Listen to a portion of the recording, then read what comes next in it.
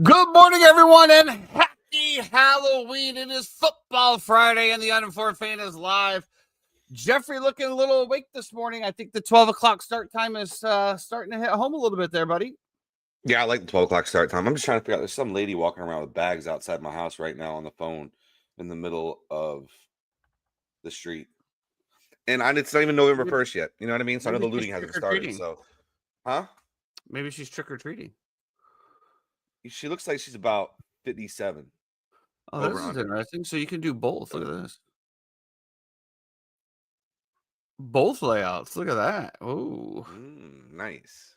Very, very nice. Where do I go? Yeah, interesting. Listen, couple things already. Rest in peace, Chris Greer. Chad's right. Fired. Miami Dolphins. Crazy. Bad loss last night. How's you're really enjoying this background right now? Happy Halloween. I'm literally trying to figure out how to turn it off. I guess that's permanent. I don't know. This is us. I guess this is us today. Chris Greer. Who's Chris Greer? Go to that if you want. Oh no, go back to where do you click it on here? Nothing. Oh, I see. You're over here at the borders. Oh, okay. Yeah. Oh, look at that. Right underneath Jeffrey. Look at that. That's my buddy. Oh, haunted corner, spooky frame. Yeah, can we? Well, I think I like this one. We'll do this one. This one looks very kid friendly. Who's Chris Greer? Why are we talking about Chris Greer? Who's Chris Greer? He's the general manager for the Miami Dolphins. He's been absolutely atrocious and abhorrent at his job for a long time. And congratulations, finally fired. We were literally just talking about him too, weren't we? We just talked about him about 5 minutes ago before we started the show. Yes, we did. So, little. Hey man, it's Florida Georgia week. It's Halloween. My mind is elsewhere at the moment. How much do you think you're going to beat Georgia by this week? I don't know. You know, I'm. It's going to be very curious, though. I am very, very curious. Are you locked in today? You feel a little unlocked today. Well, I'm not going to lie. I was a little flustered by the pre-show starting at 11:55. But why? Usually, a pre-show when you have a 3-minute intro, that leaves a 2.5 minute. But regardless, lots going on. Had a couch delivered yesterday. You know, what are we talking about? Well, that's where usually the outline gets built as well as during the pre-show. New couch got delivered yesterday. So I have been very, very in Mrs. Doubtfire mode. I steam cleaned all of the grout in my house, my first floor. Well, I didn't get it all done. And then I steamed the floor in order to get the new couch in. Looks good. Feeling good about it. But I probably worked for 16 hours in 2 days doing that grout, and like my body's a little sore. And so then you work like a regular job? No. Well, yeah. I mean, I started 10 o'clock in the morning and finished at 8 o'clock at night one day. And I had to stop like every 30 minutes for like 5-10 minutes so the steamer could cool down to refill. Yeah, I'm struggling, man. I'm struggling. Okay, but I'm here. Well, listen, we're here. We have an hour to chop it up and talk about your favorite thing in the world, which is football. So, you know, what's going on, Buff? What's going on, Chad? How we doing, Justice? What's going on as well too? Appreciate everybody in the chat being here today. Hashtag free Ian. You know, hashtag free Ian. Who can I just say something about this? Because you said, you know, obviously we're going to talk about sports, and obviously one of the things I love is football. I don't know if this is just me being old now. Mm-hmm. Obviously the betting has been around. I've been heavily involved in betting in a lot of different aspects over decades. Okay. To me, sports is losing its luster with all of the betting. Like, I can't. First of all, shout out to YouTube TV for dropping ESPN and ABC now. Great. Appreciate that. Congratulations. NFL, like, somebody needs to step in here, dude. We have YouTube TV that you must have to have the NFL Sunday ticket, and they don't even have the sports channels. Now they don't have ESPN. And I know it's just a money grab from whatever side, but whatever. But anyway, I'm going back to that because I was going to bring up, I watched ESPN, and literally every show has betting segments. Every ticker has a line. When you watch a hockey game at the halftime, we're getting live odds, over-unders. Guys, like, I can't. It's ruining sports for me to some point. Kind of in the way that fantasy football dulled down a little bit, because while let's just say that you're a Chicago Bears fan, right? And you decided to draft Jordan Love because that was the best piece available for you, right? So the Bears are just whooping up on the Packers and shutting down Jordan Love. And you're obviously very happy for your team, but you're also upset because you just got your ass whooped in fantasy. True. I don't know, man. Is that because Sean Munson goes down to watch the Ravens play the Dolphins last night on a Thursday night? Big Ravens fan. However, he's going against Mark Andrews. So he got up, and so of course Baltimore, first two tutties, Mark Andrews, Derrick Henry, 100 yards. He only had Lamar two Jackson, Lamar throws for four tutties, and then the first comment from said individual is had to come all the way down here and watch myself lose in a fantasy week. Which, by the way, it's Thursday. It's Thursday, right? We're not like when you got Mark Andrews that has been literally irrelevant the majority of the year, comes out, gets 2 catches, 2 touchdowns. You're like, okay, well, if Buff's team, if the tight end, which is arguably maybe his weakest position, puts up 22 points, you're probably toast at that point anyway. And let's get into the Thursday night game while we're talking about it. I do want to touch on one point before we do, though, and I do think that you talk about the luster of sports. And I do think that there's a situation where we become so money driven and so focused that we've replaced a lot of the human interest stories that we would normally get on pre-shows or whatever it is with fantasy football and gambling segments instead. And so you're not emotionally tied and invested to these players because you just heard a story about how this guy grew up in a car with his parents, working 2 jobs and spending everything they could to take him to football games, to make sure he was set up for success, and look at what he's achieved. And now he's giving it back to them. We don't get those stories anymore because now they've been replaced. About how he hasn't hit his over total yards in the last 3 games. Exactly. We've dehumanized a lot of it. And I do agree with you in that aspect as well. And not only that, but we always knew that fixes were in, right? We always knew it. Like it was just in the back of our minds. We knew it. But now you literally have, and I don't know what's happening with the mob, right? I mean, obviously the FBI is going after the mob, but when you have former mob bosses supposedly or hitmen, there's literally a hitman that has a podcast with like over 200, like he has a podcast. But anyway, when you're talking about this guy there, and they're literally telling you how they hook these athletes in and get them to fix games. And now with the latest with the NBA, what is real anymore, man? I just, the NFL has long been, thought of as scripted anyway. There's been players that have come out and said the NFL is scripted. Now, how do you script that during the game? I don't know. That's beyond my Houdini level. But I'm telling you, man, I look at everything now. Like, let's just say this. The Miami Dolphins go there, whatever. The guy has a 28-yard field goal. Shanks it completely right. Doesn't even come close. Doesn't even hit the pole. Like, in my mind, I'm like, was that a fix? Like, was there a player prop? Was there something that happened there? Was there a spread factor? Was the over-under for the first quarter in jeopardy?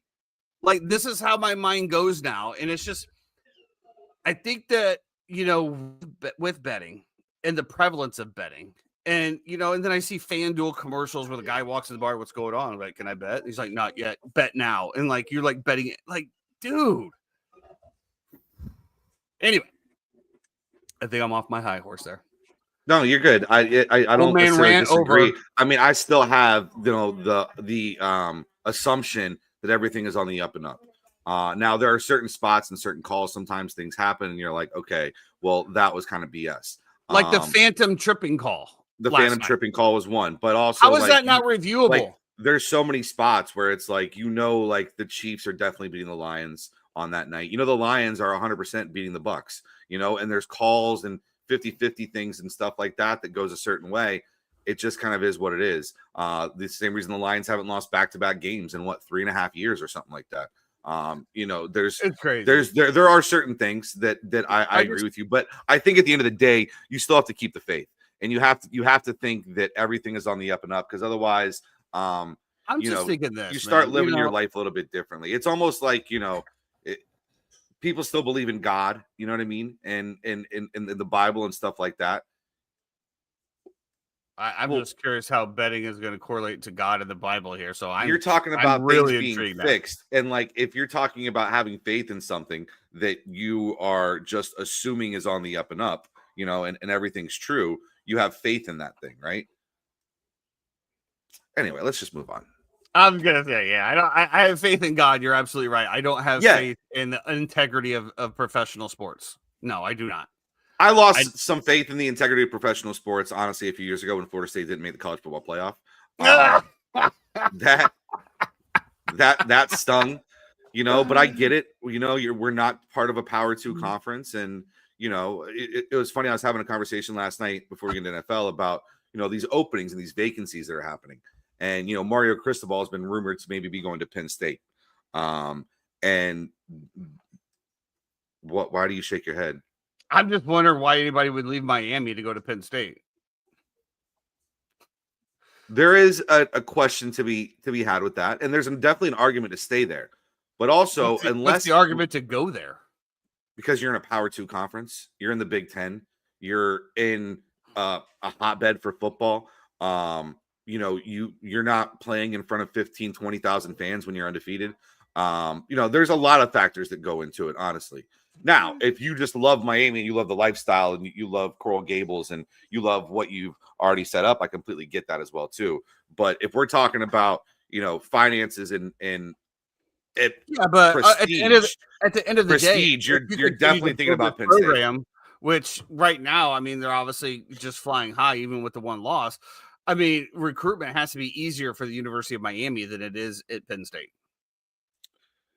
Especially when you have the ACC is a second-rate conference. Which should guarantee you a playoff run every time with a decent team. But that's not the way that it works. You're talking about eyeballs on programs, and you're talking about ad revenue, and you're talking about different things like that.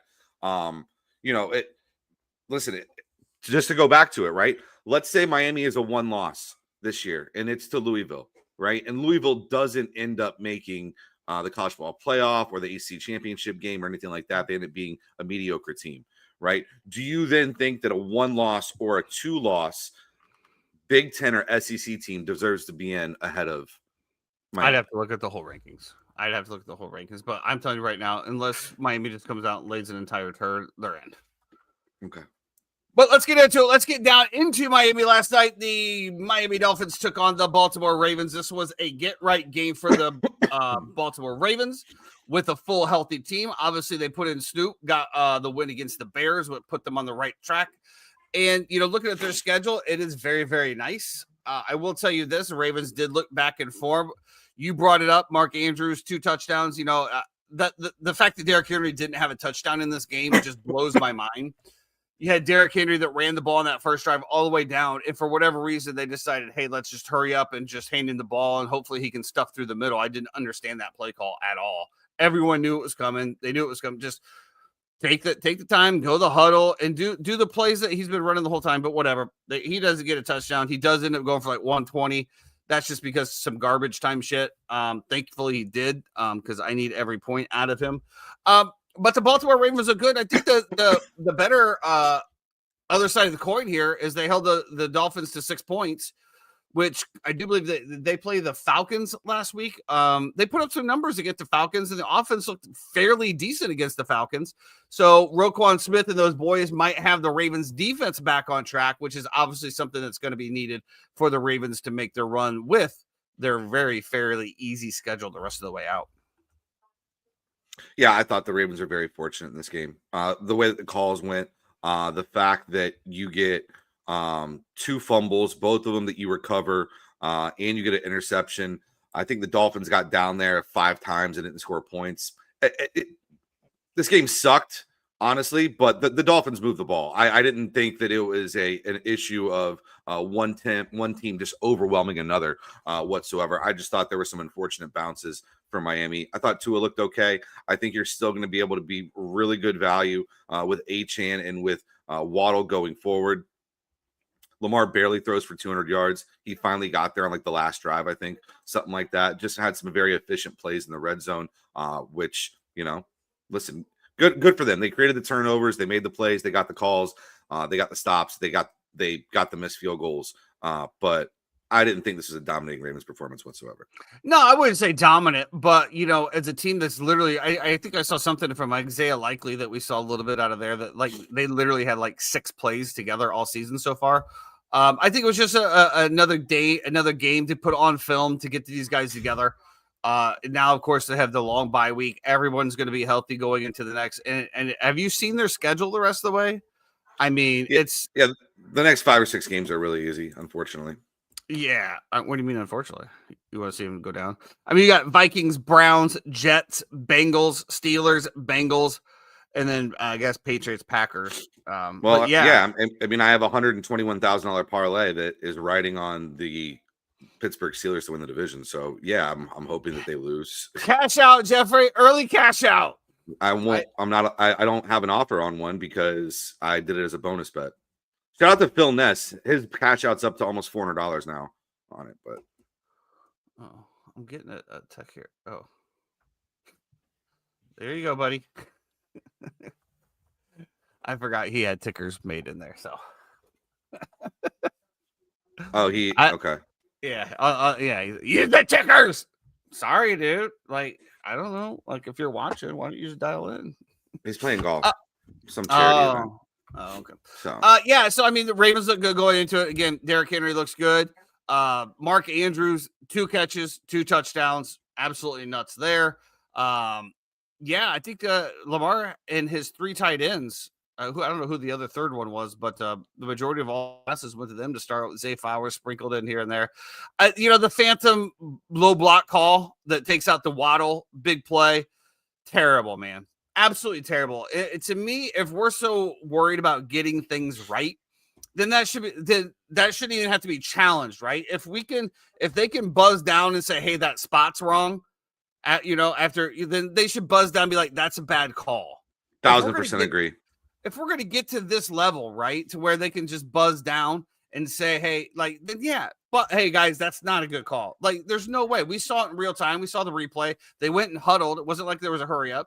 Everybody was asking about it. Like, you should be able to challenge something like that. That was an absolutely terrible call. And I think that really just kind of sealed the deal and the momentum for the Dolphins. Because to your point, they did have some good plays that moved the ball down the field. And this was a huge play, huge momentum play. It was going to take them down inside the 10, set up for a scoring touchdown, call all the way back. They end up punting the ball or whatever. I think that was really a big turning point in the game. And I think would have been great for me in fantasy too, unfortunately, but it's okay. Yep. Also, breaking news here on the Uninformed Fan: Travis Hunter going to the IR. Yeah, 4 weeks out. That's going to put him back. Maybe week 13, 14. C'est la vie, fantasy managers. Drop away. I mean, yeah. You're not going to drop him. Why not? Why would you drop him? I would say most teams that have Travis Hunter are not in the playoffs. I would love to be able to have that stat, but yeah. I would love to be able to see that. Who has Travis Hunter in our big league?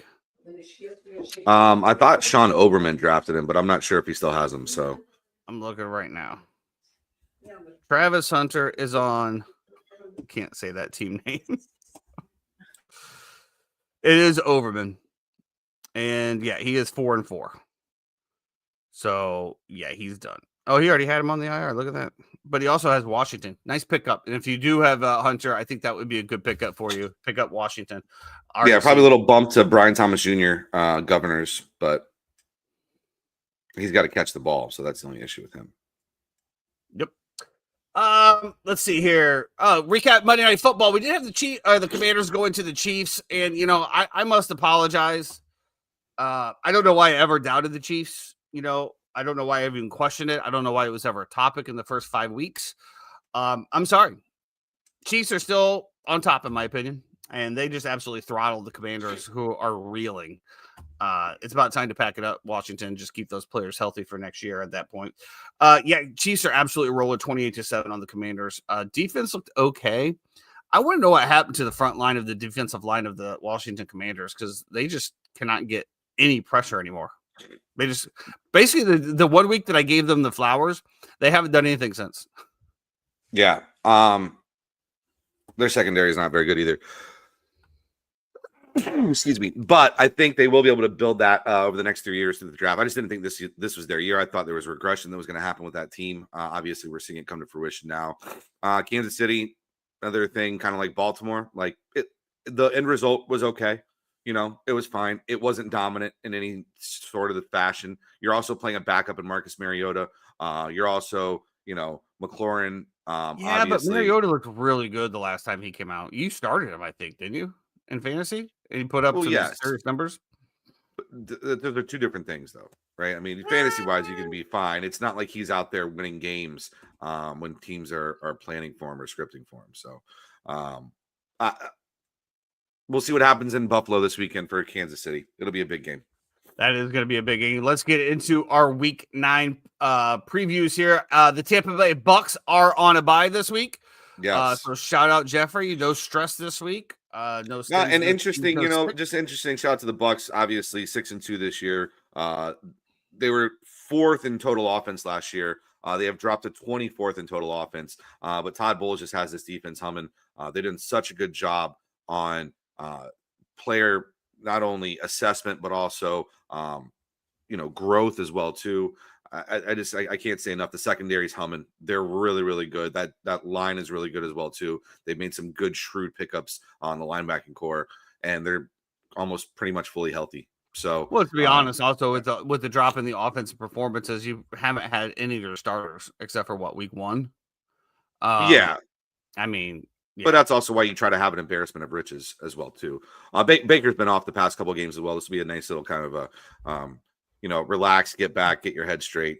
Saw him and Tristan Wirfs the Lightning game, yugging beers yesterday too. So good times. Nice. Well, the Chicago Bears are headed into Cincinnati, where it looks like Joe Flacco might not play. The 3-time here has us give us Jake. Bears hope Browning suits them. I don't know. I don't like any of them, to be perfectly honest with you. And honestly, I think that this is a spot where the Bears get cooked either way. The Bears secondary is absolutely just decimated. The next man up has not proven worthy. They can be picked apart. I don't think there's anybody out there that's going to start for the Bears that can cover Jamar Chase, let alone T. Higgins as well. The Bears are in trouble here. And I know that it's -2.5 or whatever the odds are. The Bears are in trouble here. I could definitely see Cincinnati picking up this win here. Unfortunately, as a Bears fan, I would love them to be able to just do this. I just haven't seen anything out of this secondary from these secondary option guys that are proving worthy, to be perfectly honest with you. I know that I don't know if Tyreek Stevenson's playing or not, but I don't think it matters, man. I mean, they're just not good. Jake Browning has not been good this year, though. Yeah, but neither is Caleb, arguably, for the whole game. He has spots. I'm not saying that Caleb. You guys are something, man. You guys are fucking something, bro. I don't understand your mindset. Well, what do you watch out of Caleb? Okay, you watch Caleb and then you watch Baker. Which one do you oogle over? Even when Baker's playing bad, he's making good decisions. Now I oogle over Caleb. Caleb making these ridiculous athletic plays where he's rolling out somewhere and making plays with his legs on the move with his arm. 8 times out of 10, he doesn't even have to do that if he just hits a check down that has 15 yards of room in front of him. They're playing the worst defense in the NFL in the Bengals. Okay, so let's see what happens here. Let's see what's happened. Let's see what happens here. I will say this: I watched Chase Daniels break down a lot of his film. And if you watch Chase Daniels on YouTube, great breakdowns. Very good perspective. And he was pointing out a lot of times in some of these throws that the receivers are not running the right routes. There was one in particular with Rome that they didn't connect on. I think it was a 3rd and 5 or something like that, or 3rd and 7. But as Chase is lining it up, he's like, Rome's supposed to run 5 yards out and go right. He runs 7 yards. So Caleb is working on whatever you want to talk about, throwing the player open. And then, of course, if he runs a 7-yard route versus a 5-yard route, that break's not going to happen on time, which obviously airmails. Again, okay, we'll see here. So we should both agree that Caleb should feast this week, correct? And he should have 250 yards, 2 to 3 passing touchdowns if the run game doesn't dominate. but you're going to need to put up points to get this Bengals offense. That's the whole point of it. I just don't like it. I think we have seen Jamar Chase and T. Higgins be absolutely irrelevant with Jake Browning at quarterback. Now, that's not to say I don't think the over is a good play. We've also seen him flourish because I do think it is a good play at 51. I also think that the Bears are going to absolutely roll in this game as well too against the Bengals. So that's my take on it. I need to see that first quarter drive offense throughout the game. That's what I would love to see. How can you have a team that literally goes down in the red zone? The red zone's been pretty bad too.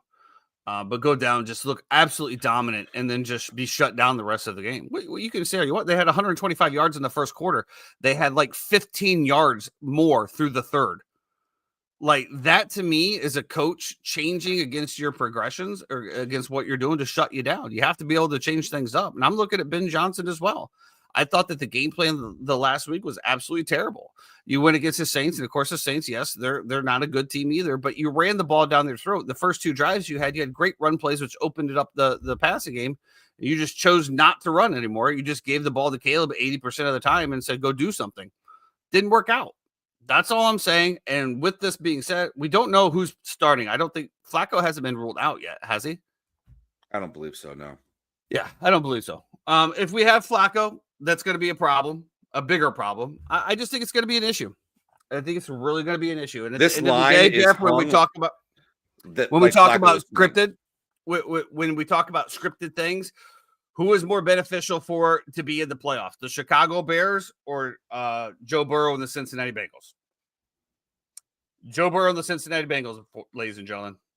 That's why I see because Cincinnati's a bigger market than Chicago, right? Nah, not popularity. Come on, like what are you talking about? I'm talking popularity. You think there's more Bengals fans than there are Bears fans, Tyson? I think there's more Joe Burrow fans than there are Caleb Williams. What the fuck are we talking about here? The Bears the Chicago is one of the biggest media markets that there is, Tyson. Why would they not want the Bears in the playoffs? Because we don't make the playoffs. Please move on. I'm gonna have a fucking aneurysm. You should. Well, when we come back on Monday, and if I'm wrong, I will eat the crow.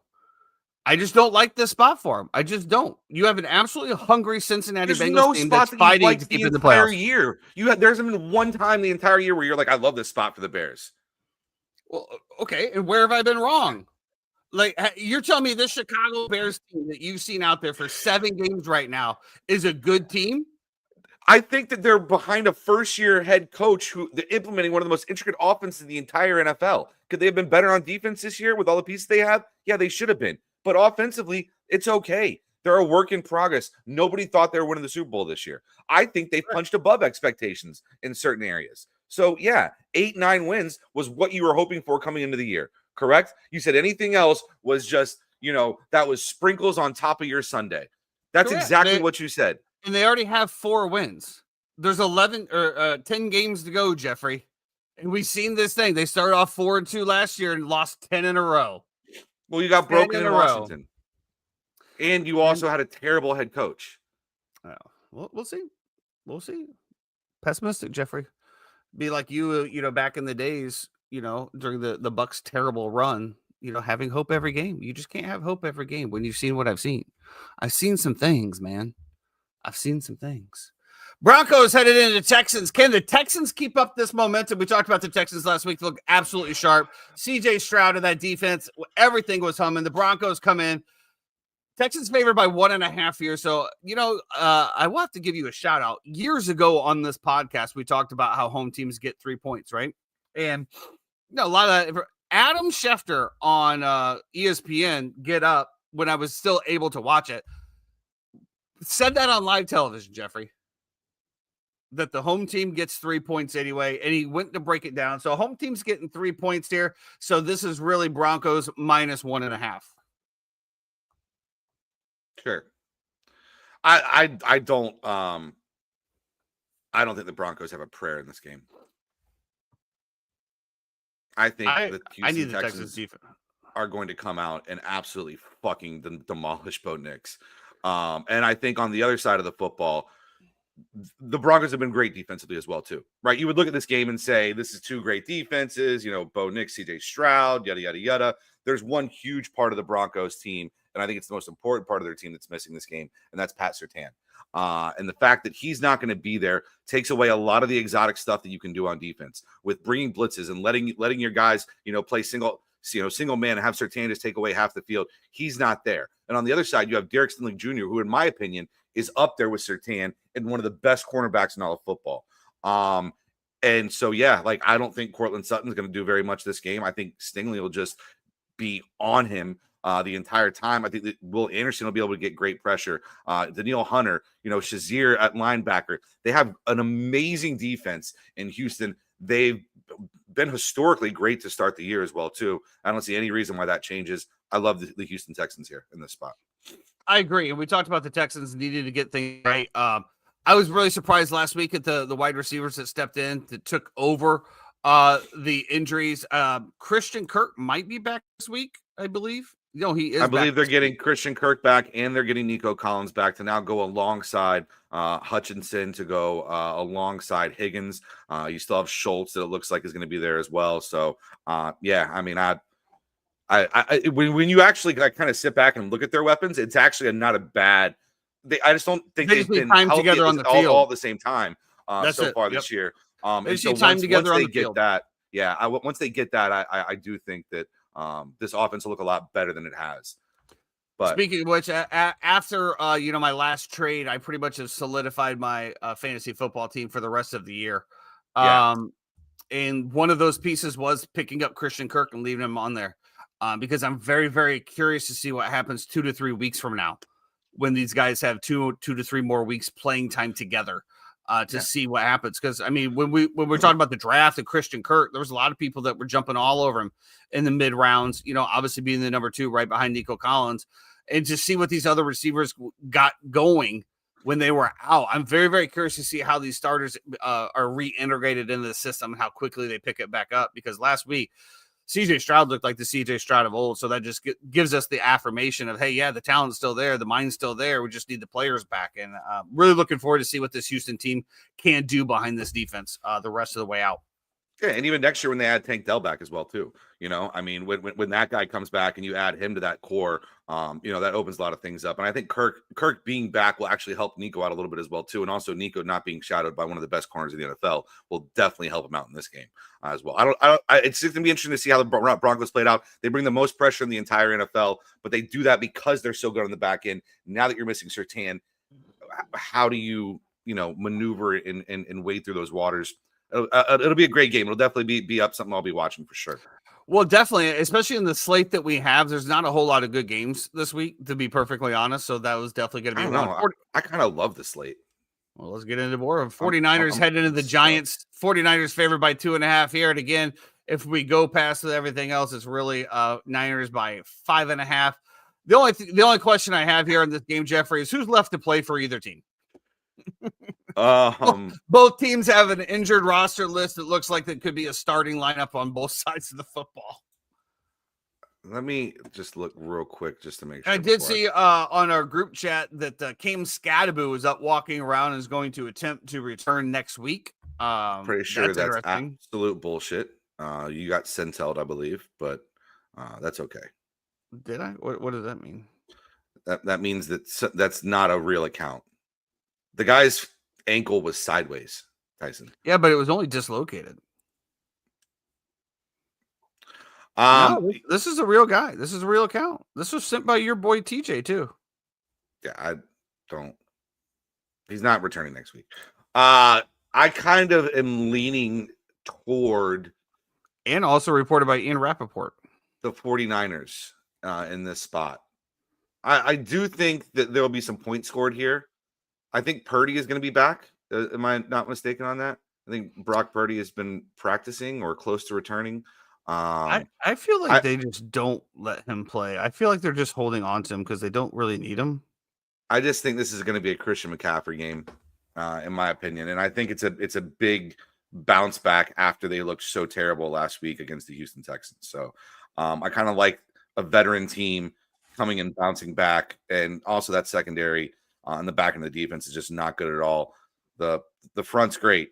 New York. But the problem is you're going to throw the ball too. I think Slayton's a kind of a sneaky move. A couple people have made in fantasy football. Obviously, got the big catch called back last week. But I think there's more of that to come for him, especially in the Jackson Dart offense, and especially with the amount of weapons that they've been losing. I like Slayton as well too.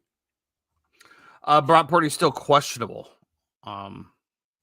And looking at the reports that I have here, that they just won't give an answer. Okay. I don't know what that means. He uses words like iffy and sensitive. Huh. It's almost like when you dig into the Kyle Trask situation. You just never know. Anyway, like you said, I agree. Christian McCaffrey, the only one. Looks like Ricky Pearsall is not going to be back as well. Mac Jones probably. I mean, at this point, I mean, do you even need to bring these guys back? I mean, do you? Yes, absolutely. What do you mean? You're one game back of first place in the division. Well, that's what I mean. Well, I guess you're 5-3 now. Did they lose? They must have lost the last couple games. Oh yeah, they got railroaded by the Texans. Duh, we just talked about that. And then lost to the Bucs. Yeah. I guess you need to start getting these people back. We'll see what happens there. Colts headed into Steelers. This is the first real test for the Indianapolis Colts, Jeffrey? Yes. I think when Pittsburgh will get better as it gets colder. The defense is going to get better?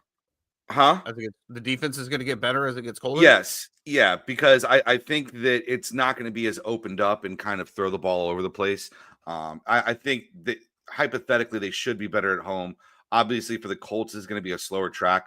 I think they played most of their games indoors, if I'm not mistaken. I know they played Tennessee at Tennessee, but I think other than that, let me just double check. I got you. I think most of their games have been indoors this year, if I'm not mistaken. Dolphins at home, Broncos at home. They played at the Titans. Rams is a dome. Home to the Raiders, home to the Cardinals, Chargers is a dome, and then home to the Titans. This is their first real outdoor test. And that field historically is not great. And so, will JT be the same? Or are you going to get the same thing? How are you going to kind of react to it? I don't know. I kind of like Pittsburgh up to like 3.5, right? If you can catch 3.5 on Pitt, I think that's probably a pretty good bet. But I think anything under that, you're probably going Colts here. I'll probably just stay away from it, honestly. But yeah, you're absolutely right as well, Chad. This is a huge Tomlin. Like, this is a Tomlin spot. Historically, it's just like you play the number, but it's really tough in this situation to trust some of that. So, well, I think also a lot of people are talking about, as I just alluded to, the Indianapolis Colts. This is going to be the first test of the season, like a real test. To your point, first game outdoors, and I'm sure that the Indianapolis Colts are going to hear that. So they're going to be fired up, ready to come out and play as well. Very curious. Like you said, I don't think that Jonathan Taylor, to your point, is going to run all over the Pittsburgh defense. But on the same token, this Pittsburgh defense has been pretty bad. I don't know exactly where they rank versus the run in the past, but I know that they've gotten bludgeoned on both. Could be a lot of dump offs to Taylor as well if they start bringing the pressure. J.J. Watt has been pretty much irrelevant all season. I don't know if that's the double teams. I don't really care. All I know is that the Pittsburgh Steelers defense is trash. And you got the highest scoring offense coming in. They've been getting cooked in the secondary. And the problem is that you bring in guys like, you bring in Jalen Ramsey, you bring in Darius Slay, and you bring in these guys who are press corners who are super physical, right? And you do that with the intention that you're going to be able to get great pressure on the quarterback and that they're not going to have to be guarding guys 15, 20 yards down the field. You haven't gotten pressure on the quarterback. And so that has been a real issue that they've been getting exposed over and over and over again. That's why I do think when it gets colder, when you see the snow come out, when you see it get muddied up a little bit, that's where they will excel as a defense. It's just right now, they've just been. I'd be very curious to see what Daniel Jones is against versus zone defense, because I don't see any way that Pittsburgh's going to be able to play man-to-man defense on this against this team. With Michael Downs Pittman, and Pierce, and we got Michael Pittman Jr., Josh Downs, Alec Pierce, Tyler Warren, and then you also have, let's not forget, Jonathan Taylor to dump the ball off to. I just don't. If they get that run game going and they get those linebackers to pull up, it's going to be a long, long day for Pittsburgh. Long day. This will be an interesting Daniel Jones rushing prop game. I could see him Yeah. Well, putting yeah, because putting that is a weapon that we also just didn't mention. Let's not forget, if you go back to the Giants football days, I mean, Daniel Jones ran the ball a lot. He had designed option runs. He cooked the Bears over and over and over again, getting outside the corner. I think that's something that we didn't even think about, or at least I didn't. But yeah, that's just another element. I think the Steelers here are cooked, bro. I don't know. We'll see. But again, to your point, Jeff, first time outside, it's going to be a little bit chillier. It's going to be, and that field's ass. Like that field, like kickers are like, yo, this is so tough to kick on.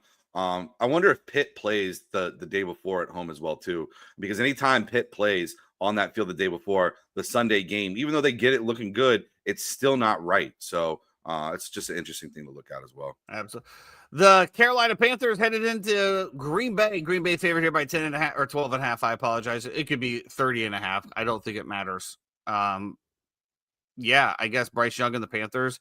There's not much to do in Green Bay. Maybe take a trip over to Chicago and enjoy yourself a little bit while you're on the road. Other than that, I guess show up for the game. It's really interesting, right? Like the Packers have not gotten up in these situations. They're playing a team that they're supposed to beat the shit out of. I'll reference you to the Browns game, right? I'll reference you to the Bengals game, the Cowboys game, right? Like these games that they should just walk through because they're that good of a football team. They haven't, and so it's a little bit of a red flag for sure. And I'm sure we'll get to the Detroit game. That's going to be a nightmare for Minnesota. That might just be getting extended. 13 points is a lot to me as well. Bryce Young is playing, correct? It's not Andy Dalton. I'm not 100% on here. I don't know, man. I mean, who's going to score for the Carolina Panthers? Well, I do think that they do have a two-headed monster in Rico Dowdle and Chuba Hubbard that have been really good. I think they have a guy in McMillan who is an absolute stud if they can get him the football. Obviously, Leggett hasn't really worked out. Can you scheme something open for him? It just seems like a lot of points to me. And we've seen this year, this team has not gotten up in these spots and performed like they should. So Bryce is playing. I like that a lot better. Okay, hold on. They have, yes, he is playing, but Coach Dave Canales has not made a decision on who is going to be starting. Right. Okay. So if Andy Dalton starts, you should probably definitely play the Packers. It's wild how like Andy Dalton, like as a starter going into a game, is so much worse than Andy Dalton like coming in. Yes. As a weird, backup. huh? It's almost like he just can't prepare. Like just let him go out there and sling it. It's just weird. So well, I'm going to be rooting obviously for Carolina Panthers. I would love for them to pull up the upset. Anytime Green Bay loses is a great day. And we'll leave it at that. Vikings headed to Lions. You just talk about JJ back. Lions favorite here by 10 o'clock. I don't think that they're, we talked about, I think it was week 1 or week 2 when we talked about our most disappointing teams. I got to look directly at the Minnesota Vikings. This team is built to win right now, and they got a little their balls got a little too big. They drooped a little bit too low, and guess what? They really weren't that low. We'll see what happens with JJ McCarthy here, but this is an absolute buzzsaw to come back in Detroit. Your first game back. This Detroit team, as Jeffrey likes to say, is on the highest of highs right now. This is usually when we would sell high and take a unsuspecting JJ McCarthy here, but absolutely not for me. This could get ugly. I think that the Detroit Lions are out to make statements now, and they're just out there having fun. And I think that the Vikings are in absolute shambles. Yeah, it's not a great spot either. I mean, Goff at home. This defense, I feel like Detroit has a little bit of a chip on their shoulder. There'll be better spots to fade this Lions team, in my opinion. I don't think this is one of them because Minnesota can't expose Detroit where they can get exposed, which is in their secondary. And you could say Justin Jefferson can do that, but they need somebody to get Justin Jefferson the ball to be able to do that. So, I'm definitely on the Detroit side of this week. I don't think I'll probably bet the game, honestly, but the Vikings defense has really kind of come back to reality a little bit. For sure. And Flores has not been he was great in certain spots, but it's tough too, man. It's tough when the offense turns the ball over and puts you in bad spots too. It's just I don't know. Well, I mean, they started off game. okay, and then of course they had the double takeaway game where they scored touchdowns, but points allowed is 18, 22, 10, 24, 17. And then more importantly, after the bye week, 22 and 37 points allowed with only 3 sacks, no fumbles, no interceptions. Yeah, it's yeah, I like you said. I mean, look at this one coming up: Detroit, Baltimore, Chicago, Green Bay, Seattle, Washington, Dallas, New York, Detroit, Green Bay. You might get 1 or 2 wins there, maybe 3 tops. I think it's going to be very, very disappointing, and we're just going to go right back to it, man. We're just going to keep bringing it right back up because it's in our face. And I'm looking over there at the Seattle Seahawks that they just let them go, sitting at 5-2, and Yeah, Chad, I don't know why these pro bettors love JJ McCarthy. I don't understand. I've never loved JJ McCarthy. I've never seen him make throws or plays and been wowed. I thought he's been a great game manager, and the narrative behind him that like he would become the next Tom Brady because he came out of Michigan. It's like, okay, like Brady to start his career was like he had an amazing defense. He didn't turn the ball over, and he was an elite game manager. Eventually, he got to the point where he could throw the ball all over the yard because he had such command of the offense, right? And it wasn't like the sexiest thing in the world. It was when Moss was there, but a lot of the times it was very chunk and dunk. And, then he had Gronk and, you got the slot guys and so on and so forth. So I've just never understood that comparison. I've never been a JJ McCarthy believer, but there are a lot of professional bettors out there who move numbers who do believe in JJ McCarthy. So I don't know. But I say this all the time. Like, there's also Chris Grier was a GM for the Miami Dolphins for years, and that guy was terrible. So, and there's certain franchises that are just absolutely ass as well too at evaluating talent, doing stuff. So who knows? Who knows?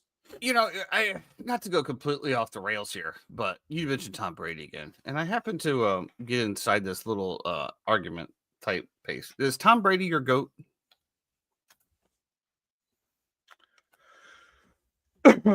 Tom Brady is the greatest quarterback of all time. Okay. Well, I heard quite a compelling argument for Joe Montana. Don't mind that argument.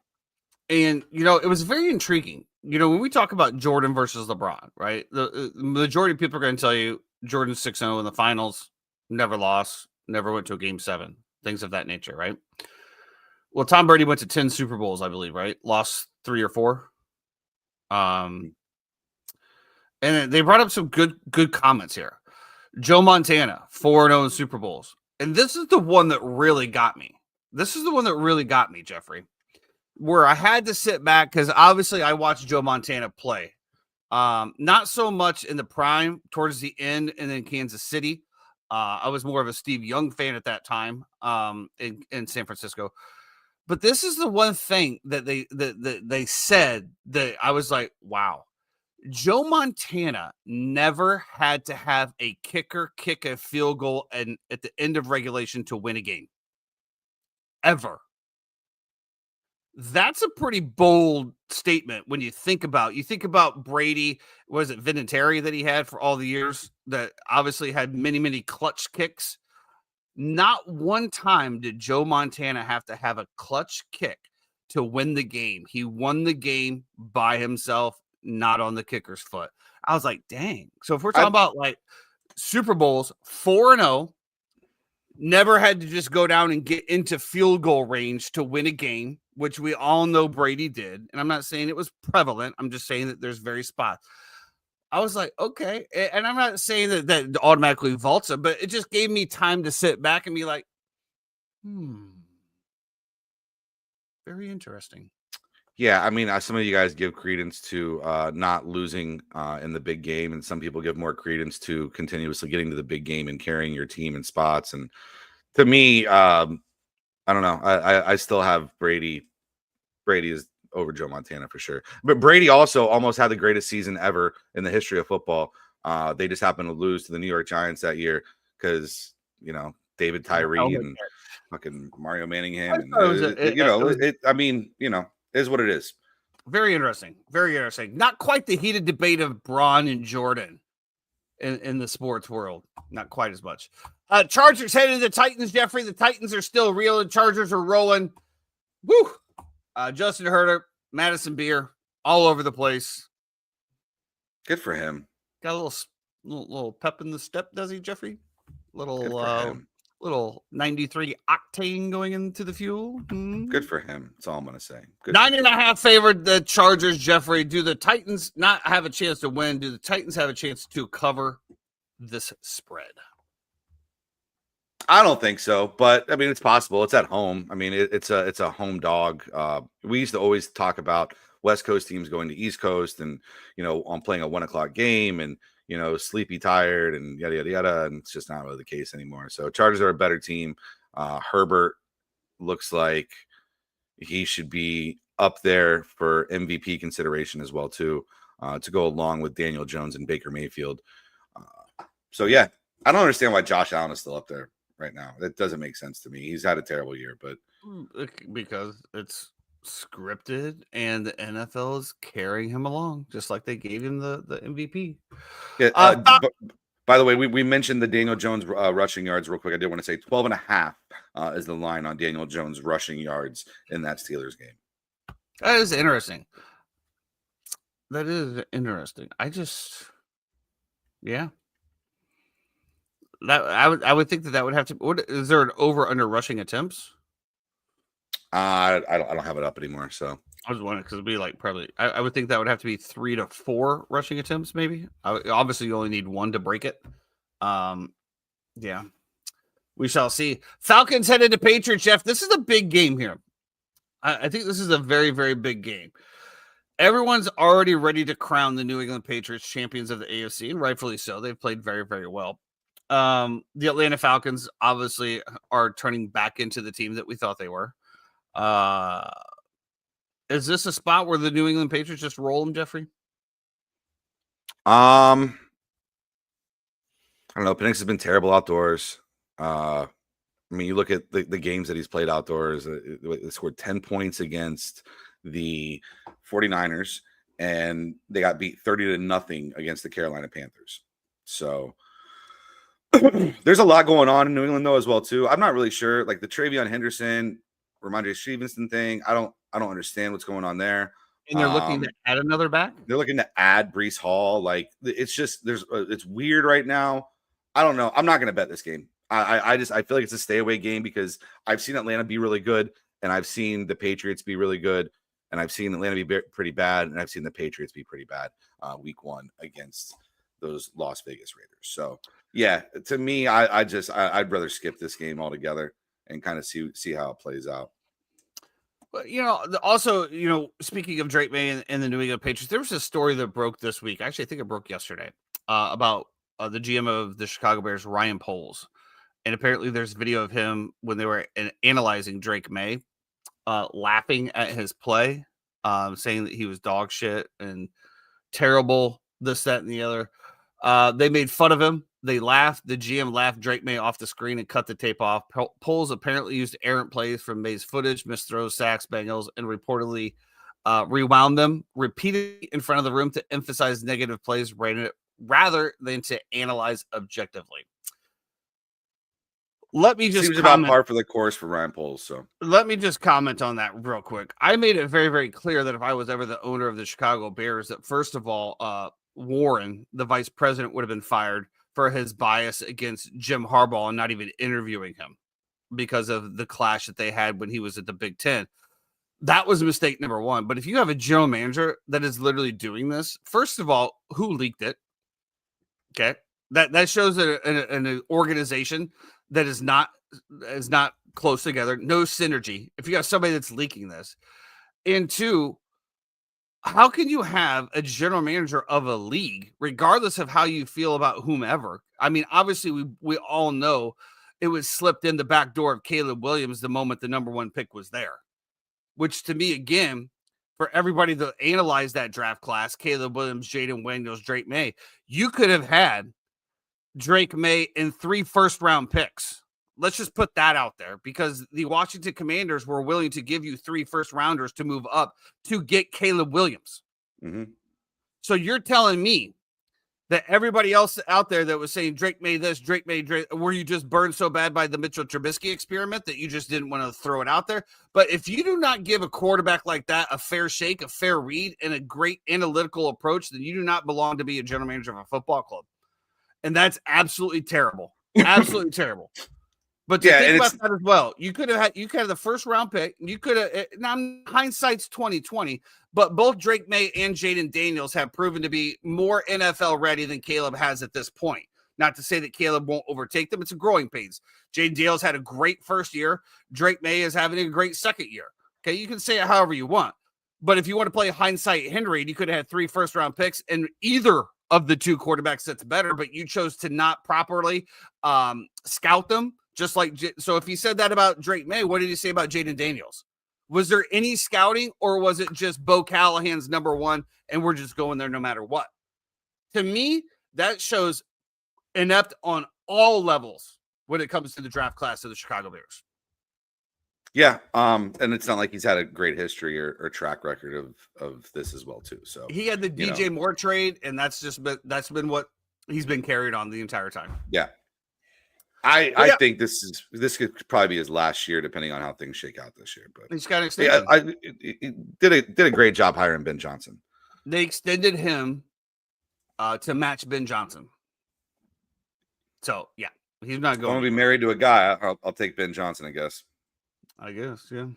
Well, at least maybe Ben Johnson would have some personnel, but then I look at Colston Loveland. You took a top 10 pick on Colston Loveland that has been literally irrelevant the entire year. Even when Cole Kmet sat out, he had 3 targets. Yeah. Why are we picking a top 10 pick? Schoen has made some good picks, but the Saquon stuff is tough to justify. Yeah, I mean, you can't let a talent like that go out. I mean, if we're going to crucify Jerry Jones, which, some people are starting to walk back those comments a little bit on the Micah Parsons saying, how is it not the same thing about Saquon Barkley? How is that general manager and owner not absolutely filleted the way that Jerry Jones is? Everybody wants to fillet Jerry Jones for letting Micah Parsons go, but you arguably let Saquon Barkley, the top 3 back in the league, go. So either A, you just don't respect the position, or B, you just don't want to talk bad about somebody else. But let's move it on. This game, Jeff, I don't even know if it's televised. It should not be. The Jags are playing the Raiders this week, Jeff. Fun with game. Joe Travis Hunter. Fun game. Yeah. I need Jacoby Myers to have a get-right game. I'm blatantly holding on to him for one more week. Trade deadline's Tuesday, Jeffrey. I need a strong performance out of Jacoby Myers. There's a lot of talk, a lot of targets. Pittsburgh, possibly a target for him. Buffalo, possibly a target for him. And New England, possibly a target for him. I will take all 3 of them. However, I'll say this. I said it before. I think, what do I have? I had DeAndre Hopkins one year. Or no, I think it was, it was the guy. Who was the guy that I remember I had from the Panthers? He ended up getting cut, then went to somebody else and went to the Texans, and they ended up just releasing him because he was garbage. Terrible human. Last year, you had Deontay Johnson. Deontay Johnson, who I was looking, he was the number 1 over here. Then he got traded to the Ravens. I was like, then he just never went. That's my only concern is Jacoby Myers is obviously the number 1, even though he doesn't have number 1 numbers in Las Vegas. He's still the number 1 targeted receiver. I do worry a little bit if he goes to Buffalo or New England. Maybe New England, not so much. I don't know. Maybe New England. But Pittsburgh, he'd be playing second fiddle to DK. I don't know. We'll see what happens. Kind of agree with Chad here. I do think that it'll be interesting the way they handle George Pickens. If I was them, I would just sign George Pickens. And I'd say, I'm going to have my 2 running mates, CD and Pickens, to go together to go along with Dak. And then we're just going to try to draft our ass off and build around this thing. Still crazy to me that the Steelers let him go. And yeah. Now you're in the market for wide receiver help. Don't understand it whatsoever, but we didn't understand it when we did it. We're not gonna besmirch the good name here of Mr. Khan. So we're gonna Mr. Khan, we're gonna allow to operate how he operates. Right, TJ? I'm with you as well, Chad. I didn't think that there was any way that they could keep him. I said this before, and I said it. If you draft well and you have multiple draft classes where your picks exceed, you can't sign them all. They're all going to want max deals. They're all going to want to be the highest paid at their position. You just can't do it. You just can't do it. I would have gotten a little bit more. I thought that they could have got a little bit more, and I thought the timing of it absolutely was terrible by Jerry Jones. I will say that. You should have done it. Till we die. You should have traded him before the draft. That's when you could have had the most bang for your buck. 100%. Yeah. I think you lost a little bit of value during that, but other than that, yep. I think that they were still trying to see what they could do and work out. It's just, and I understand from their perspective too. The Cowboys need a lot of work. Like I don't think one guy is that's what Jerry said. He's like 40-something million a year. You get a lot of guys for 40 million. Absolutely. You know my position. Saints headed into Rams. Another shellacking headed for New Orleans. Tyler Show named starter. Does it matter, Jeffrey? No, Rams are going to roll here. Can we figure? I'm hoping. Obviously, as an Alvin Kamara owner and probably the worst starting player on my team right now, I'm just hoping for the dump offs. The dump offs. Give me the dump offs, baby. Yeah. Give me some garbage. I'm sure the Rams won't plan for that at all.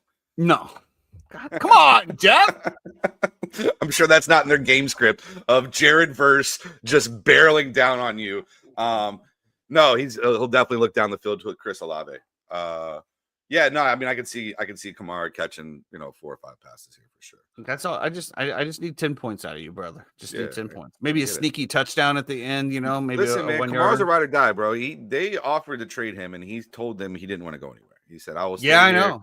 I will be a part of this organization. And we and TJ were actually talking about this last night. It's like you probably get to a point in your life where like your kids are in school, you're in the house that you've always wanted, your family's around you, like you have all the money in the world. I don't want to uproot myself and my entire family to go somewhere, man. Like you want to chip though. I mean, at the end of the day, the Rams.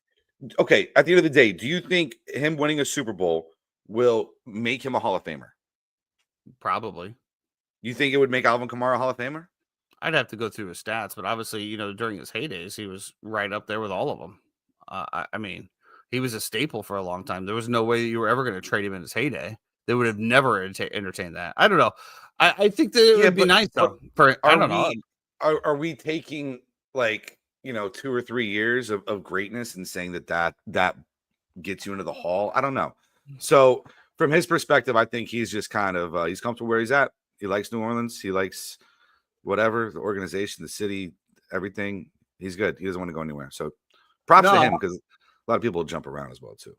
Yeah, I mean, I get it all. They gave him the opportunity. Good for them for giving him an option too, and not just being like, "Hey, you're traded." He just passed Antonio Gates, Calvin Johnson, and Joe Perry. Looks like he's number 76 all-time yards. So yeah, I don't know. But he's also never had a single 1,000-yard season as a rusher. So yeah, maybe not. I don't know. I think there's something about getting that. But yeah, I don't know. We'll see what happens. Let's just get a ball. Let's just hand the ball off. This is the game of the week. The only game that I really had circled is the Chiefs headed to Buffalo, Jeffrey. Chiefs favorite here, -2.5. I think the Bills get rolled here unless the NFL has it scripted otherwise. A lot of the metrics and a lot of the things, and me being a Buffalo basher the entire year, would lead you to believe that I would think that the Kansas City Chiefs will absolutely roll here. OddsShark has it 28-20 Buffalo. But I think Josh Allen has been very pedestrian this year. Josh Allen as an underdog at home, though, is normally always an auto bet. I don't know if he's ever not against the Chiefs, though. But they're playing Kansas City. And there's been a lot of noise this week about Josh Allen's weapons and about how terrible they've been. Steve Smith said that Keon Coleman should not be on an NFL roster because he's the worst wide receiver in the league. That's a tough one. It seems harsh. Like, I always love we give so much credence to Steve Smith as well too. He was a competitive player. He was a dog for a wide receiver. But as a human being, he's an absolute bitch. And I've said for many years, I'd be more than happy to tell him that to his face if I ever saw him. Jeff, I love you as a brother, but if those hands get thrown, I can't jump in there. I can't go to the hospital as well. It's fine. Don't worry about it. I'll be getting a paycheck. I'm not worried. Don't stop it. Let me get my ass beat, please. Just call Dan Newland. Yeah, I got kids to take care of. We're fine. The Buffalo Bills. Give me the Buffalo Bills. I have no doubt Steve Smith would beat my ass, but I would still tell him he's a bitch to his face because he's a bitch.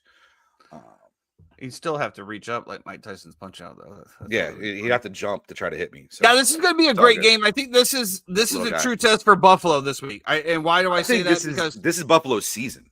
Correct, and because Buffalo has not been playing well. They have not been playing well. I think a lot of their confidence, even though they're sitting at 3-2. Yeah, no, they're 5-2. 5-2, even though they're sitting at 5-2. The last couple of games have been very off. Besides the Panthers, you lose to the Falcons, you lose to the Patriots. I think the Falcon one hurt. The Panthers was a get right game, obviously, but it is the Panthers. I think to your point, Jeff, I think this is a must win for them. I mean, after this, they have Dolphins, Bucks, Texans, Steelers, Bengals, Patriots, Browns, Eagles. There's definitely some L's in there. And I guess at the end of the day, Josh Allen, you got to prove that you can beat Patrick Mahomes. Yeah. I think that's it. You're at home again. And let's be honest. If the playoffs, if you do get there, if you have to go through Kansas City again, you haven't proven it. You got to win at home. You got to beat good teams at home. And it's going to be a great game. One of the games I'm actually going to watch. I think we always say this too, like, who's betting these Bills right now? Who's looking at this game and not absolutely loving the Kansas City Chiefs here? Chad, I agree. Buffalo's DBs are terrible. That's usually when we get slapped in the face, though, right? Is what? The public favorites have been on an unbelievable roll so far this year. Sure. But I do think hungry dogs eat, and I do think the way that you expose Buffalo as well too. Obviously they're DBs, but their run defense has been absolutely atrocious this year. And now Pacheco's not going to be there. There's talks that they're trading for Breece Hall as well. Kareem Hunt's still long in the tooth. He's going to get you a yard or two. He's not breaking anything open in space. I just think some interesting stuff here, Jeffrey. Kansas City's 4-1 against the spread last 5 games of playing on the road against Buffalo. However, Kansas City is also 0-5 against the spread in the last 5 games played in November. Whoa. Yeah, this is definitely the Buffalo Super Bowl. And that's the only reason that I will sprinkle some money on the Bills here. It's because I just believe that they will play as hard as they possibly can coming off of this bye. And yeah, I'm not gonna touch it because the script has not been leaked for me, so I don't know what to expect from the NFL entertainment purposes only. All other teams are on a bye this week. The Cardinals do head to the Cowboys Monday Night Football. We will break that down on Monday as well before the games. Jeffrey, anything to wrap us up on the NFL Week 9? No, that's a crazy stat though. 69-47-2. Favorites. Just you can blindly bet them and be profitable. And it's never been like that before, ever, but it is now. So Seattle, Washington. What did you say about Seattle, Washington? No, I skipped over that, didn't I? I didn't, and that's as much respect as I have of the Commanders. That's why. Chad just said that Jaden Daniels is playing, so don't care. Factor that in. Just announced. What do you think about this game? I think that the Washington Commanders are absolute shambles. I think that the Seattle Seahawks are rolling. So this would probably be a great spot to take Washington. Yeah, there's some kind of magic too with Washington at home in this spot. Obviously, you've seen it firsthand against the Bears last year. Oh, really? We're not going to talk about this year's game, but we're going to talk about last year again? Come on. They lost this year at home to Chicago. Correct. Chicago we're not talking about that game ever again, Jeff. We're not. I was just saying there was magic. There's magic, some kind of magic that happens sometimes. there The in Magic Washington. is dead.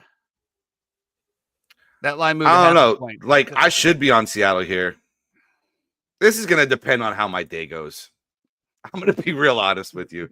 If my day goes really well, I might just skip this game and call it a day. But if my day's not going well, you might see a multi-unit play on these Washington Commanders money line and try to win it back. And don't forget the player so we'll see. Sprinkled in as well. Yeah, well, it'll be a monster.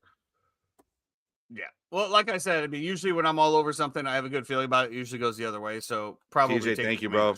Appreciate you. You guys have fun too. I know Amanda, I guess, is coming to meet you guys, and the Zeeses as well too, to go have fun. I gotta go to work, so pain. Not really. I was telling my wife that you're not gonna go trick or treat. I'm like, the kids are growing up pretty privileged. You know, they need to know what it's like. Not, dad's not around all the time. There's like a certain, you got to toughen them up a little bit. Can't just always be there for them. Jeffrey Tate with his take.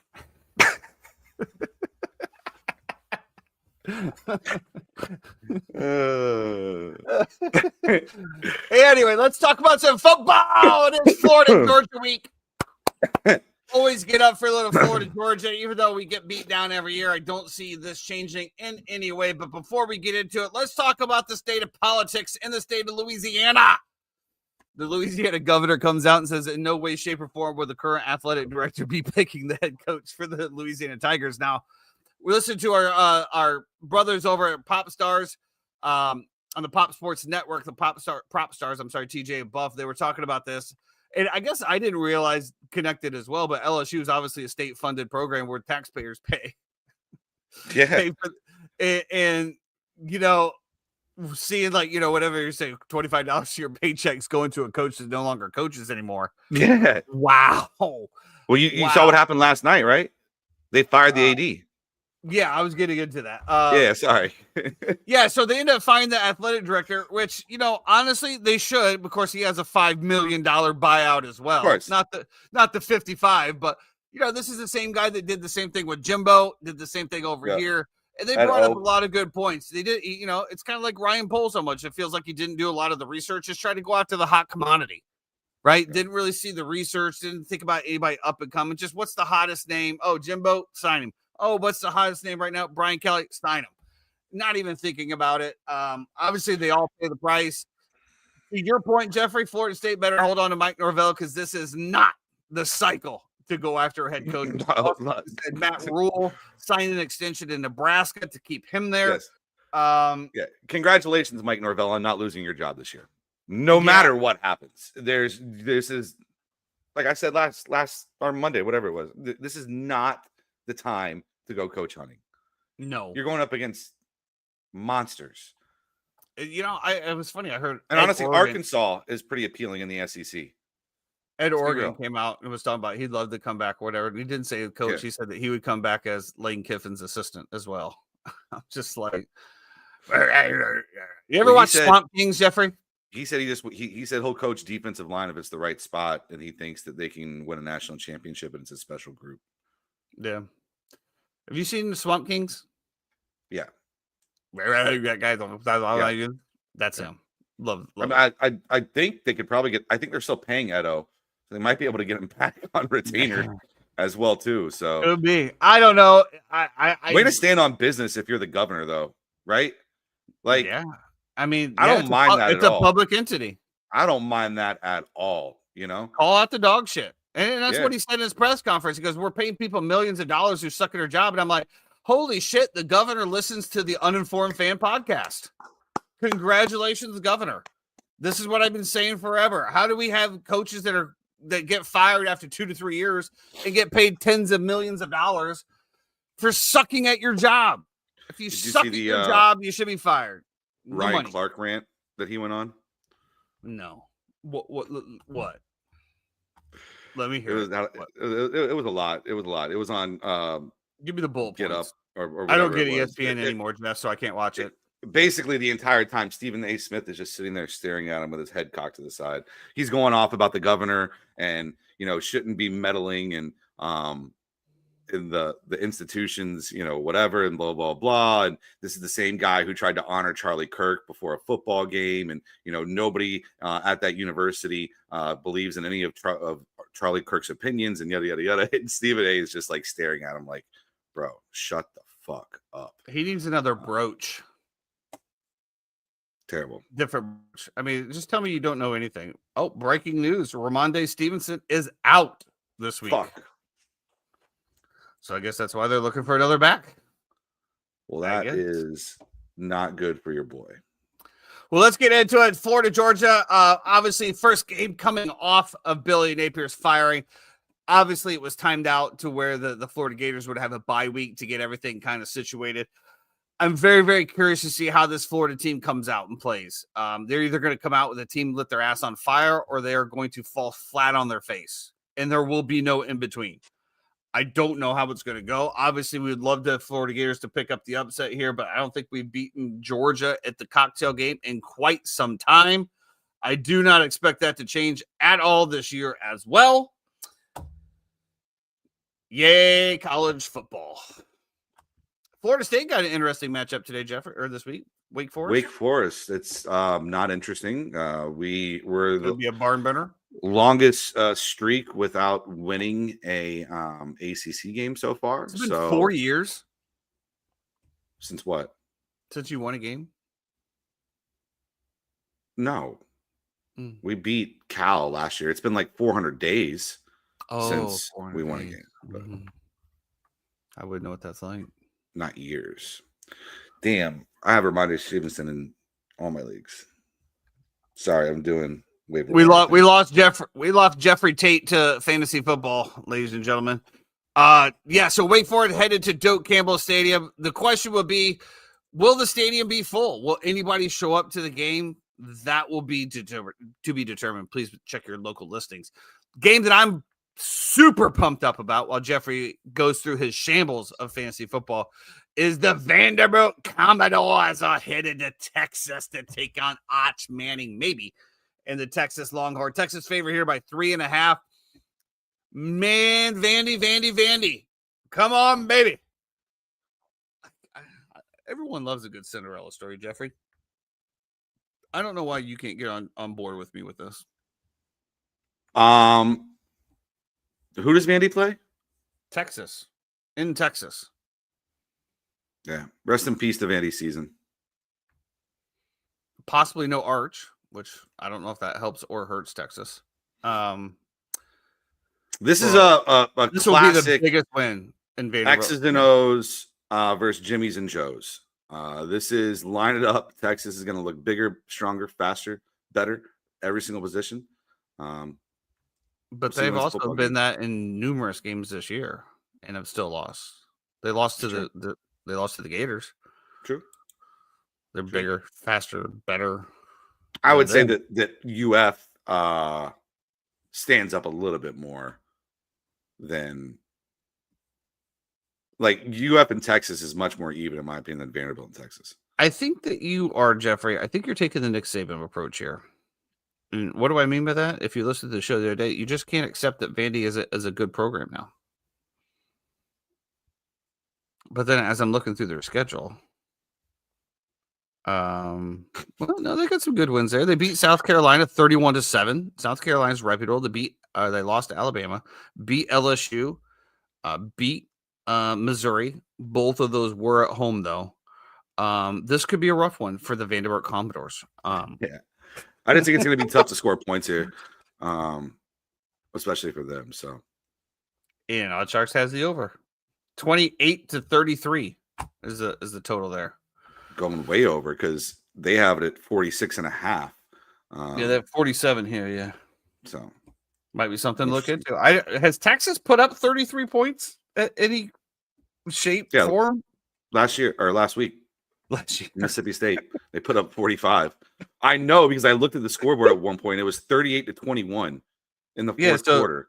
45. And I was like, oh, no way. They're going to lose to Mississippi State. And then they came back and beat them in OT. Yeah, they put up over 30 points in 3 games this year. So I guess that's a possibility. Oklahoma headed into Tennessee. Tennessee favorite here. I don't think any of these SEC games matter anymore. I just don't think that they matter anymore. When you start looking at the college playoffs and where these things are going to end up, I don't think it really matters anymore. Let's see, you got Oklahoma sitting at 6-2, down 5 spots. They're going to need a lot to get up into there. I'm going to say it again, Jeffrey. Notre Dame has no business sitting at number 12. None. Zero. Notre Dame's in the college football playoff. Just stop even Stupid. questioning it. They're probably going to win a national championship this year. It just is what it is. It's stupid. You talk about, Florida State not getting a fair shake, this, that, and the other. To me, it's absolutely ridiculous. You have no conference. You play shit teams. You lost to your only 2 ranked teams, and you're still ranked 12th in the nation. Absolutely terrible. Yep. Tennessee actually has a little bit of an opportunity to get in here. Sitting at 14. We'll see what happens there. Anything of your outlook here for football this week, Jeffrey, as far as college or as college football? SMU Miami is kind of interesting because SMU has a bunch of former Miami guys on the program. Brett Lashley, who was also with the program as well, too, in Miami, is there. There's a litany of coaches, whether it be Van Dyke is in some kind of role at SMU. You have Malik Rozier, who played quarterback at Miami, who is also a coach at SMU as well, too, and then a litany of players. So on paper, you would think that Miami should be able to roll this game, but I think there's going to be a chip on their shoulder. And you got SMU at home as well, too. It's an interesting spot, something to kind of keep your spidey senses tingling and looking at, especially at a 12 o'clock game. The 12 o'clock games are tough in college, especially that's when I definitely put teams on upset alert. So BYU ranked 10th in the nation, Jeff. Yeah. Thoughts? They got a kid who doesn't look like he should be playing quarterback and plays quarterback really well. So I guess this would be the week, huh? Against 13 Texas Tech. Should be a very. I'm just looking over the standings here. We have Miami behind BYU. Okay. Yeah. I just don't understand college football. I guess that's why it's dead to me, Jeff. World Series. Toronto Blue Jays, Jeffrey, 1 game away from clinching. Do they get it done in Toronto? I hope so. Go Blue Jays. Really? Yeah. Are you un-American? This is what Dodger told me the other night. Dodger fans were at the bar. Like, are you un-American? And I said, no, I'm just anti-Dodgers. Absolutely. But there is a part of me that does not want that to go above the border. We should also is LA America? I don't know. It's pretty sure it's in America, Jeff. It's in America, but I'm pretty sure that's still America. I guess. Yeah, I wish it was anybody else, honestly. I wish it was any other team in the United States. That makes it hard for me to root for the Toronto Blue Jays. Man, you're rooting for the 51st state. You're okay. Yeah, maybe we can get him in. It was weird because obviously my trading group that I work with is based out of Canada, and I think it's Ontario. Ontario is the one that's like really anti-United States right now. They're the ones with the slogans and everything. And one of the guys lives there, and he happened to be on there, and he's mentioned that they're all trying not to buy from Amazon because it's an American company and they don't buy American. And I was just thinking to myself, must be nice. It must be nice to have a community that can band together for the common good. Because you could literally say, hey, listen, we need to buy American products. And you will have literally, if there was 10 people, Jeff, in a circle, just random people, I would say at least 6 of them are going to fight you on why we should not buy American here. Nice little thing. But anyway, it's called Canada's team because they only have 1 team up there. I just don't want to see They're it. America's team. Blue Jays are America's team. No. I did use your Taliban story to numerous guests, and they found it absolutely hilarious. It's hilarious. It is. That's going to do it. Friday, wrapped up in the books. Have a great weekend. Be safe. When trick-or-treating with your kids tonight, just be careful. There's weirdos out there too, man. Open carry, Jeff. Open carry is allowed in Florida now. Yeah, that's true. I mean, whatever. My kids will be with Ian and TJ. I don't gotta worry about shit, but there's just weird people out there. Y'all just stay safe. Be careful. We're taking the dogs and just walking around the community and looking at all the costumes and stuff since we don't have children, and nobody comes to ours because we're in the townhomes. So we're in the poor neighborhood. So nobody comes over to us anyway. So yeah, getting trick or treating love. Everybody's got a plate. Everyone, the Everybody's- peasants at the everybody's front of gotta the play. community. Yeah. Long live the peasants. Oh. That's going to do it for us on the Interport Fan. We'll see you back here Monday with all of our winning picks. If you happen to be traveling over the weekend, please, for the love of God, stay on the left-hand lane. Until then, Be great.